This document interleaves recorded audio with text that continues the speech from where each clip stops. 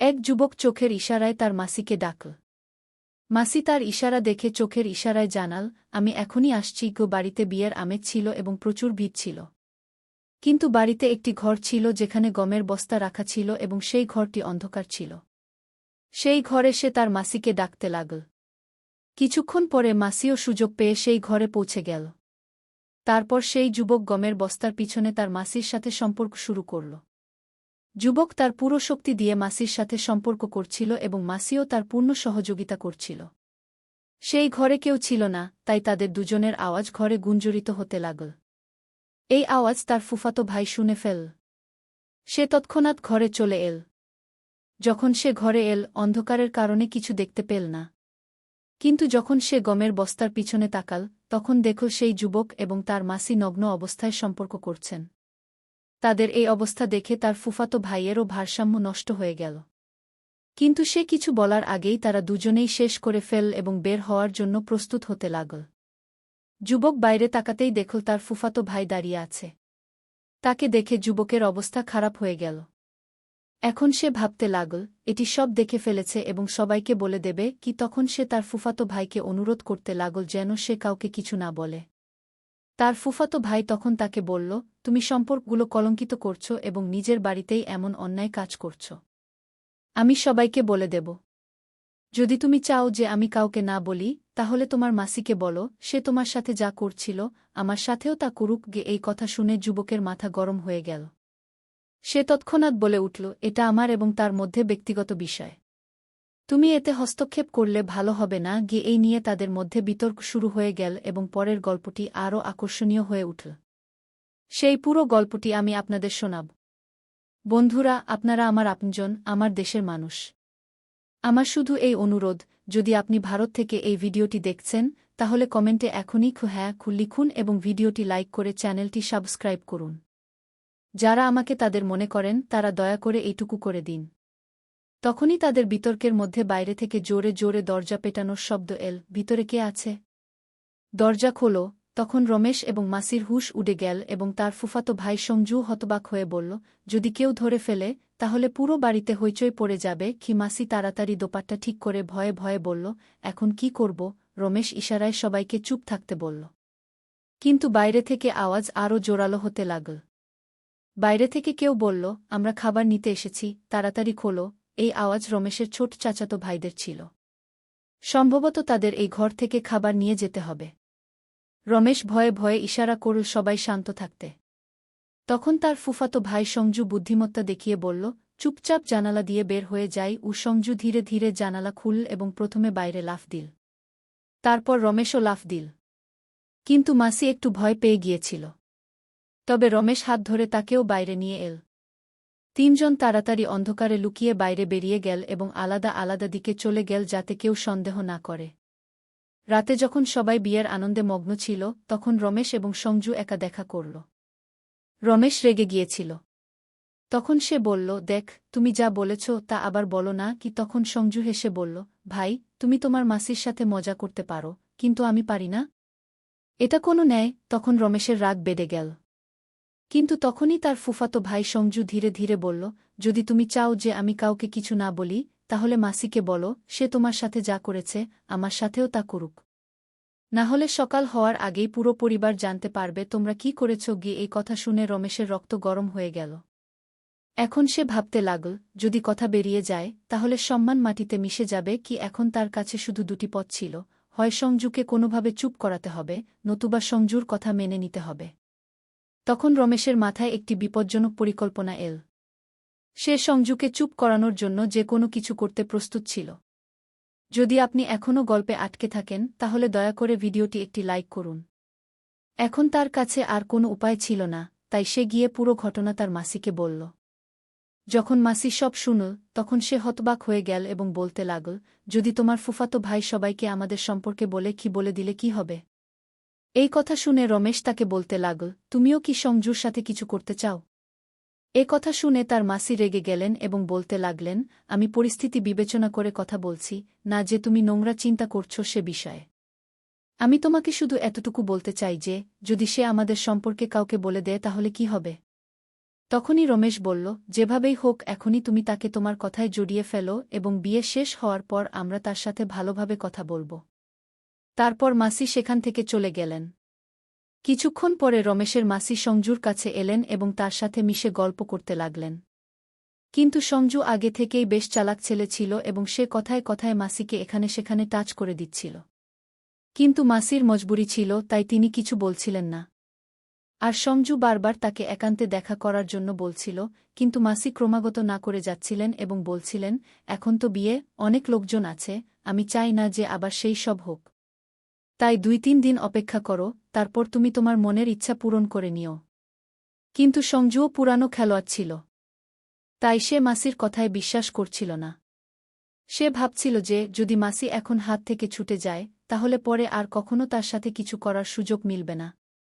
তাই সে মাসির পিছনে লেগেছিল। কিন্তু মাসি কোনো না কোনো অজুহাত দেখিয়ে তাকে টালবাহানা করছিলেন। মাসিও দেখতে কারো থেকে কম ছিলেন না, খুবই সুন্দর গোড়া চিটে এবং আকর্ষণীয় ছিলেন। তাই তার ফুফাতো ভাইয়ের মন তার দিকে থেকে সরছিল না এবং সে এই দুজনকে আপত্তিকর অবস্থায় দেখেই ফেলেছিল। তখন থেকে তার মনে শুধু সেই দৃশ্যই ঘুরছিল। ধীরে ধীরে মাসি 3-4 দিন তাকে টালবাহানা করার কাজ করলেন এবং তখন পর্যন্ত বিয়ের কাজ শেষ হয়ে গিয়েছিল এবং বাড়ির সব মেহমান চলে গিয়েছিল। তখন মাসিও নিজের বাড়ি যাওয়ার প্রস্তুতি নিচ্ছিলেন। এমন সময় রমেশের ফুফাতো ভাই তার কাছে চলে এল এবং বলল, যদি আমার কাজ না হয়, তাহলে এটা বুঝে নিও যে আমি তোমাদের দুজনের কেলেঙ্কারি সবার সামনে ফাঁস করে দেব। এখন এ কথা শুনে মাসি ভয় পেতে লাগলেন এবং তিনি তৎক্ষণাৎ রমেশের কাছে পৌঁছে তাকে বললেন, আমি এই ছেলেকে কয়েকদিন ধরে বোঝাচ্ছি এবং তোমার কথা মতো 4-5 দিন ধরে টালবাহানা করছি। কিন্তু সে নিজের জিদ ধরে বসে আছে এবং মানছেই না। তখন রমেশ তাকে বলল, আপনি চিন্তা করবেন না, আমি এখন আমার মতো করে এই বিষয়টি হ্যান্ডেল করব। তারপর রমেশ তার ফুফাতো ভাইয়ের কাছে পৌঁছে তাকে বলল, ভাই, তুই তো আমার নিজের, তাহলে তুই আমার সাথে এ ধরনের কথা কেন বলছিস? তখন তার ফুফাতো ভাই বলল, আরে সে তো তোমার মাসি ইয়ার। তুই তার সাথে এত বড় অন্যায় কাজ করেছিস, আর যখন আমি বলছি তখন তুই না করছিস? যা তুই করতে পারিস তা আমি কেন পারব না? তখন সে বলল, ভাই, যদি তুই চাস, তাহলে আমি এই বিষয়ে তোকে এক এক করে সব কথা বলতে পারি যে এই পুরো মামলার শুরু কোথা থেকে হয়েছিল। তার ফুফাতো ভাইও কিছুটা মাতাল ছিল। তখন সে বলল, চল বল, শেষ পর্যন্ত শুরু কোথা থেকে হয়েছিল? তখন রমেশ তার গল্প বলা শুরু করল এবং বলল, আমি 2 বছর আগে আমার মাসির বাড়িতে গিয়েছিলাম এবং রাতে দারু পান করেছিলাম। আমার মাসাজি যে বিছানায় ঘুমাতেন, আমি সেখানে ঘুমিয়ে পড়েছিলাম। আর আমি জানতাম না যে কখনো কখনো আমার মাসিও শরাব পান করেন। আর সেদিন মাসিও শরাব পান করেছিলেন। সেদিন শরার নেশায় তিনি আমাকে মাসাজি ভেবে আমার কাছে এসে শুয়ে পড়েছিলেন। আমরা দুজনই নেশায় ছিলাম এবং ভুলবশত মাসি আমাকে মাসাজি ভেবে নিয়ে আমার সাথে ছেলেখেলা শুরু করলেন। আমি নেশায় থাকার কারণে নিজেকে নিয়ন্ত্রণ করতে পারিনি এবং মাসির সাথে সহযোগিতা করতে লাগলাম। কিছুক্ষণ পরে আমরা দুজন নগ্ন হয়ে গেলাম এবং আমি মাসির সাথে সম্পর্ক স্থাপন করতে শুরু করলাম। সম্পর্ক স্থাপনের সময় যখন আমি কিছু বললাম, তখন মাসি একদম চমকে গেলেন এবং তার ফোন তুলে ফ্ল্যাশলাইট জ্বালিয়ে দেখলেন যে মাসাজির জায়গায় আমি আছি। তখন তিনি বললেন, এটা তুই আমার সাথে কি করলি? আমি নেশায় ছিলাম এবং মাসিও নেশা ছিলেন। আমি বললাম, এখন মাসি, যা হয়ে গেছে তা হয়ে যাক। দুজন লোকই ঈশ্বরার নেশা ছিল, এই কারণে মাসিও আমার কথা মেনে নিলেন এবং তারপর আমাদের দুজনের মধ্যে সম্পর্ক হয়ে গেল। আর যখন একবার এমন হল, তখন আমাদের দুজনের সংকোচ কেটে গেল এবং যখনই সুযোগ পেতাম, আমরা দুজন সম্পর্ক স্থাপন করতাম। এ কথা শুনে তার ফুফাতো ভাই জোরে জোরে হাসতে লাগল এবং বলল, এখন তো এই কথা এক এক করে সবাইকে বলব। তখন রমেশ বলল, ভাই, আমি তোমাকে বিশ্বাস করে এই কথা বলেছি এবং তুই আমার সাথে এমন আচরণ করছিস? তখন সে বলল, তোমার মাসি এত সুন্দর, তাকে দেখলে যে কেউ তার উপর ফিসলে যাবে, তাহলে আমি কিভাবে ছেড়ে দেব? রমেশ অনেকক্ষণ ধরে তার ফুফাতো ভাইকে বোঝানোর চেষ্টা করল, কিন্তু তার বোঝার মধ্যে আসল না। তার আচরণ দেখে রমেশ বুঝে গিয়েছিল যে সে মানবে না, তাই সে তার ফুফাতো ভাইকে বললাম, চল, আমি কাল তোমার ব্যাপারে মাসির সাথে কথা বলবো এবং কাল দুপুরে আমি যেখানে বলব তুমি সেখানে চলে আসবে। আর তুমি যা ইচ্ছা করবে তা মাসির সাথে করে নেবে। এই কথা শুনে রমেশের ফুফাতো ভাই খুব খুশি হল এবং বলতে লাগল, আমি শুধু এটাই চাই। আর যদি কাল দুপুরের পর তোমরা কোনো নাটক কর, তবে আমি সন্ধ্যা পর্যন্ত সব কথা সবাইকে বলে দেব। তারপর রমেশ চুপচাপ সেখান থেকে চলে এল এবং বাড়িতে এসে শুয়ে পড়ল। সে সারারাত তার মাথায় এই চিন্তাই করতে লাগল যে এখন শেষ পর্যন্ত কি করা উচিত। পরের দিন সকালে সে সঞ্জুকে বলল, দুপুর 1টায় তুমি আমার বলা জায়গা চলে আসবে। কারণ বাড়িতে তুমি যা চাও তা সম্ভব নয়। তাই আমি মাসিকে 1টায় হাইওয়ের পাশের একটি জঙ্গলে ডেকেছি। সে সেখানে আসছে। আর আজ তুমি যা ইচ্ছা করবে তা আমার মাসির সাথে আমারই সামনে করে নেবে। আমি তোমাকে থামাব না, মাসিও তোমাকে মানা করবে না। এই কথা শুনে তার ফুফাতো ভাই খুশি হয়ে গেল। গল্পটি যদি ভালো লেগে থাকে তবে দয়া করে একটি লাইক দিয়ে দিন। সে তার বলা লোকেশনে পৌঁছে গেল। যখন সে সেখানে পৌঁছাল তখন রমেশ এবং তার মাসি বসেছিলেন। তখনই সঞ্জু দ্রুত মাসির কাছে পৌঁছে বলল, তাড়াতাড়ি করো, আমি নিয়ন্ত্রণ করতে পারছি না। যেই সঞ্জু মাসির কাছে পৌঁছাল অমনি রমেশ তার পকেট থেকে একটি ধারালো অস্ত্র বের করে সঞ্জুকে আঘাত করা শুরু করল। সে তখনই আঘাত করতে থাকল যতক্ষণ না সঞ্জুর প্রাণ বেরিয়ে গেল। তারপর সে সেখানেই জঙ্গলে একটি গাছের নিচে গর্ত খুঁড়ে সঞ্জুর লাশ পুঁতে ফেল। তারপর তার মাসি এবং রমেশ দুজনেই বাড়ি চলে এল। এরপর সন্ধ্যা পর্যন্ত সঞ্জু কোথাও দেখা দিল না, তাই বাড়ির লোকজন একটু চিন্তিত হয়ে পড়ল। যখন তারা সঞ্জুর ফোন করল তখন তার ফোন সুইচ অফ দেখাচ্ছিল। কিন্তু কেউ জানত না যে সে কোথায় গেছে। রাত প্রায় 12টা বাজতে বেশ কিছু সময় হয়ে গিয়েছিল, কিন্তু সঞ্জুর কোনো খোঁজ পাওয়া যাচ্ছিল না।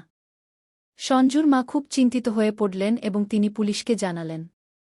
পুলিশ এসে একে একে সবাইকে জিজ্ঞাসাবাদ করল, কিন্তু সঞ্জু সম্পর্কে কেউ কিছুই জানত না। যখন রমেশ এবং তার মাসিকে এই বিষয়ে জিজ্ঞাসা করা হল তখন তারাও স্পষ্টভাবে সবকিছু অস্বীকার করল। এখন সঞ্জু সম্পর্কে কোনো তথ্যই পাওয়া যাচ্ছিল না। পুলিশ সঞ্জুর কল ডিটেইল চেক করল, কিন্তু তাতেও কোনো নম্বর পাওয়া গেল না যা থেকে কোনো সূত্র মিলতে পারে।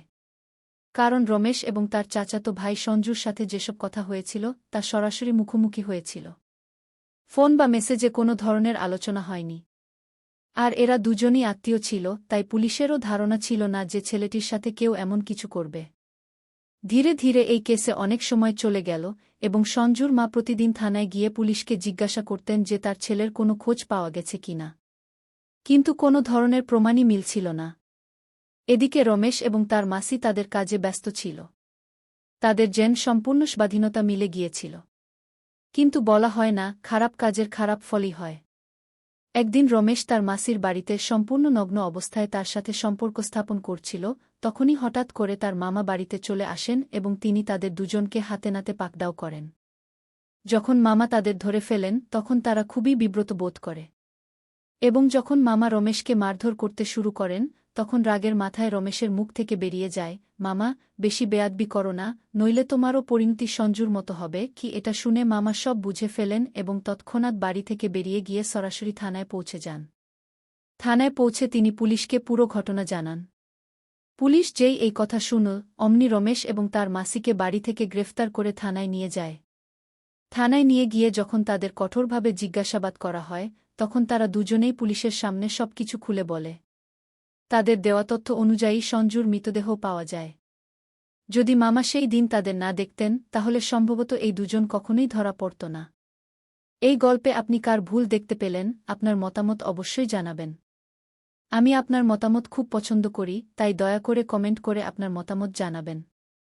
বন্ধুরা, আবেগের বশে মানুষ এইভাবে সম্পর্কগুলোকে কলঙ্কিত করে ফেলে, কিন্তু এই ঘটনাগুলোর সমাজে খুব খারাপ প্রভাব পড়ে।